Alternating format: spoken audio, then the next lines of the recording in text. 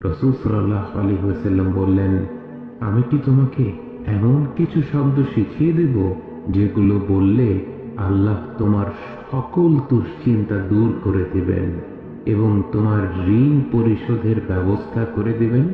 বলো, আল্লাহুম্মা ইন্নী আউযু বিকা মিনাল হাম্মি ওয়াল হাযান ওয়াল আজজি ওয়াল কাসাল والبخل والجبن وضلع الدين وغلبة الرجال।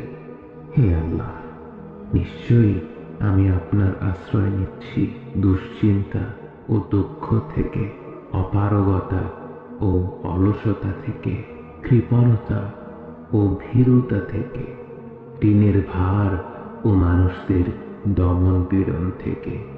আল্লাহর যেই বান্দাই পূর্ণ বিশ্বাসের সাথে এই কথাগুলো বলবে, আল্লাহ অবশ্যই তার জন্য স্বস্তি আর মুক্তির পথ বের করে দেবেন।